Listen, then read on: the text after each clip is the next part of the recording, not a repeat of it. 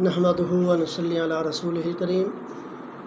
تو آج ایمان کا بیان کیا جاتا ہے کہ ایمان کیا ہے۔ تو ایمان جو ہے اللہ کی نازل کردہ چیزوں کو زبان سے اقرار کرنا اور دل سے یقین کرنا، اس کو ایمان کہا جاتا ہے۔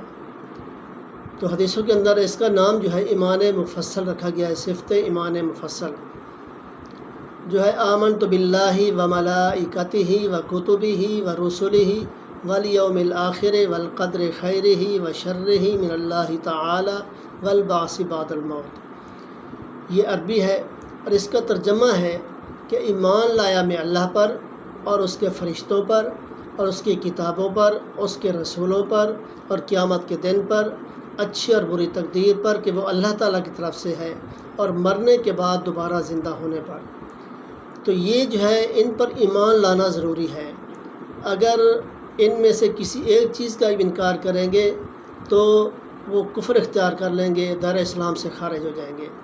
تو کچھ لوگ اللہ کو تو مانتے ہیں اور فرشتوں کو نہیں مانتے، کوئی رسولوں کو نہیں مانتا، کوئی جو ہے قرآن کو نہیں مانتا، کوئی قیامت کے دن کا انکار کرتا ہے، کوئی قبر کا انکار کرتا ہے، کوئی دوبارہ زندہ ہونے کا انکار کرتا ہے۔ تو اس لیے اگر ان چیزوں میں سے کسی ایک چیز کا بھی انکار کریں گے تو دائرہ اسلام سے خارج ہے۔ لہذا ان سب چیزوں پر جو ہے ایمان لانا اور زبان سے اقرار کرنا اور اس پر دل سے اس کا یقین کرنا جو ہے یہ ضروری ہے۔ اگر ان میں سے کسی ایک چیز کا بھی انکار کریں گے تو دائرہ اسلام سے خارج ہو جائیں گے۔